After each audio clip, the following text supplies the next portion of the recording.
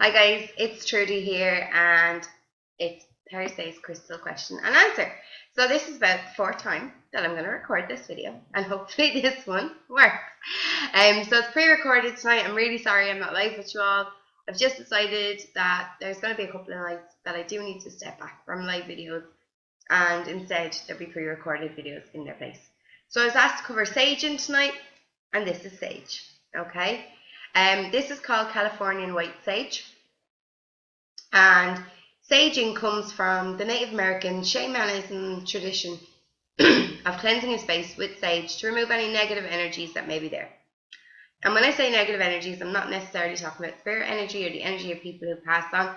I'm talking about, arguments you may have had in the home or people who may have lived in the home before you. You don't want to be picking up on their feelings and their energy that they've left behind. So we sage it out, okay? So this is a large piece of sage, as you can see. And when you buy a piece of sage, the best thing to do is take the string off it and store it somewhere where it's going to be dry, okay, because you don't want it to get wet. And basically, what you need to do then is when you take it apart is you pull out a piece by the stem. When you pull out a piece by the stem, it looks like this. Small little leaves, okay? And all you need to do is get a lighter and light it. Now when you light your sage, every room that you go into, you need to make sure that it has an open window. You'll see it flames, blow it out, and it starts to smolder, okay? You need to make sure that you have an ashtray, or preferably a shell, to catch the ashes in. Now, I don't have a shell here with me, so I'm using an old tea light holder to show you guys exactly what to do.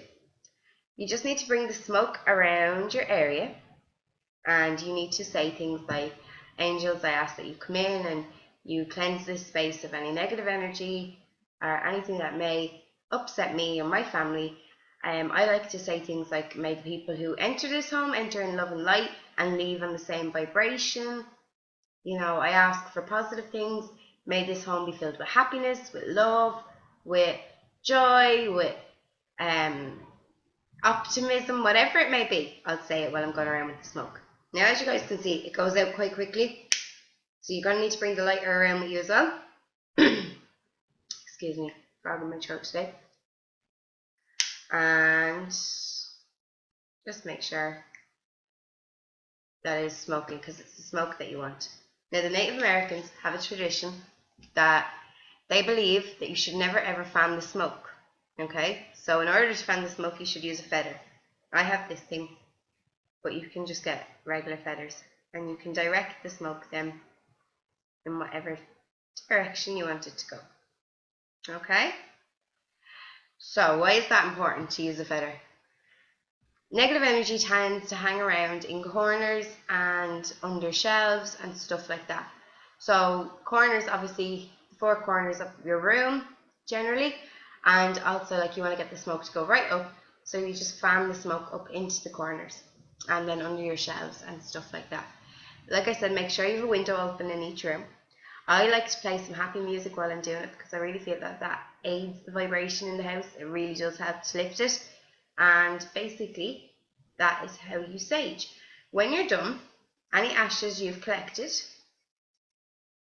like so, need to be dumped outside. Never ever put them in your bin because the energy is still in your house. Okay? So that's how you sage. It's really quite simple, but it's very, very effective, and it's something that I recommend everybody does. Another thing you can use is called Palo Santo, or the holy wood, and this comes from Peru, and it's very similar, very different smell. I must say that they're both really strong smelling things cleansing tools. So you just need to be aware of that. If you've got somebody who's not great with smoke or not great with smells, that maybe you should do it while they're out. And like I said, the house is going to be well ventilated because you are going to open a lot of windows, but the smell will hang around for a few minutes. So just to be really aware of that, okay? Again, this works in the same way. I'm not a massive fan of the smell of this, but just show you guys, this one's a little bit harder to light because it is wood. And this one to me smells like aniseed. So there you go. It doesn't stay lightened for very, very long, and I'll just hold it there so you guys can see when it goes out. And it's already gone. So you can see. Okay? So that's Palo Santo and that's sage. Cool. Right, I got some really cool crystal questions in, and I'm going to get to them right now. I was asked about crystals for an underactive thyroid. Now, the thing with underactive thyroid is it can cause so many other upsets. So what I'm going to do is I'm going to talk about the crystals that relate exactly to the thyroid, and then I'm going to talk about the other effects that you may want crystals to help with. So crystals that relate to the thyroid, common ones will be blue apatite, citrine, lapis lazuli, rutilite quartz. And then there's some other ones like angelite, blue fluorite, and blue topaz. Okay, so they relate to the thyroid and they help to balance the thyroid. Okay, now there is some other crystals that you can use for the side effects, and some of the side effects are a suppressed immune system because of medication and stuff like that. So for your immune system, you may want to use carnelian. Carnelian is an amazing immune system booster. I've spoke about it many times before on Crystal Q&A, so it's worth checking back over those videos. But yeah, you might want to use a carnelian for that. And then I'm just looking at my notes on the computer behind the video, so excuse me. Yeah, if you're feeling really tired, chronically fatigued or anything like that, citrine is super to have around as well. It can be really helpful. And you could also use a Garnet as well. Garnet is very good as a quick and easy pick-me-up, and you just need to carry them in your pockets. Other symptoms are dry hair and skin. So let me just see where I wrote that because I keep skipping things. And dry hair and skin.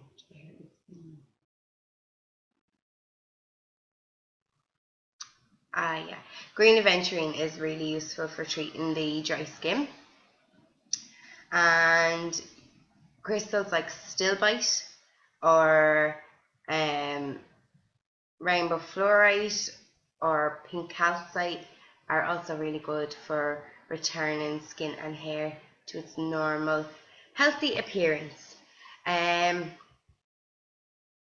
Yeah, so there is more side effects and there's more crystals that I can mention, but they're just kind of the top ones that are there for an underactive thyroid. Tomorrow I'll have this up in the blog and I will have pictures of the crystals there for you guys because I'm kind of rushing today, so I didn't get a chance to pull the crystals out and show you what I'm talking about, but we will totally have that up on the blog for you guys. So the next question I got sent in was a crystal to help connect with plants and animals. So I think that's a really interesting question, and one thing that just sprang to mind straight away was the Dalmatian jasper stone. Dalmatian stones are amazing to help you connect with the animal kingdom. Now I had to do a little bit of digging on the plant, but I also found out that jaspers in general are wonderful to use when communicating with those in the plant and animal kingdom. It's also suggested that you would carry a piece of quartz with you to amplify the energies of the crystals that you are using, and they will help to enhance your communication. So I hope that is helpful for you. And last but not least, I was also asked about a crystal for somebody with special needs. Now, when I searched for an answer for this, I couldn't find one. So I'm going to go with my own instincts, and I'm going to go with, because I don't know obviously what needs this person may have, and I don't want to recommend crystals willy-nilly on the assumption that they suffer with anything at all, I'm going to go with some general crystals that people usually enjoy. Rose quartz is a beautiful, amazing crystal. It's one that everybody should have. It is a super, super crystal for learning to love yourself, calming you, helping you sleep, anxiety, things like that. Then there are amethyst. Again, it's a master healer crystal. It's a beautiful purple colour. It's amazing for calming, for headaches, tension, things like that. It's just a wonderful crystal, and a lot of children absolutely love amethyst and rose quartz. Another one I like to give people is citrine. Citrine is a happiness stone, and it's a lovely, beautiful yellow stone, and it just makes people so happy when they carry it with them and they're looking at it, and it's really, really beneficial stone to have. And also, just for another mention, citrine attracts abundance too, so it's good. You know, there are some gorgeous crystals out there, like the blue gold stone, which is sparkly. Can you guys see that sparkling? And the blue gold stone is the Make-A-Wish stone. So, like, I don't know the intention that you want to give this crystal in, whether it's just for something nice, or it is just, you know, is it for something that they suffer with. So I'm just trying to think along the lines of what I generally see people buying. And I mean, I suppose pyrite is another one. It's really good for the lungs, but it's beautiful, shiny, and it's like gold, and people are very attracted to that. And then usually the dyed crystals, the dyed agates and stuff, because of the fluorescent colours, people really, really like them. Whatever crystals that you give, just remember safety first. You know, I'm again not sure the person's abilities and comprehension skills, so just to be really careful that, you know, they don't place crystals in their mouth, or, you know, run the risk of choking on them or whatever it may be. So just to be really, really careful. And just for everyone to remember that I'm not a doctor, and the advice I give on this video is not medical advice, and you should always seek the advice of your GP first. Crystals can help, and they can certainly bring in comfort and ease pain and stuff like that, but they're not a cure. So please don't substitute them for correct medical information and a treatment. So that's it from me this week. Thank you all for watching. Like I said, photos will be up on the blog, and you guys will be able to see exactly what the crystals look like. If you've got questions for next week's video, you can start sending them in the comments below, and I'll be sure to include them in the video next week. Mwah. Lots of love and light and sparkly angel blessings to you all. I look forward to next week's video. Bye bye.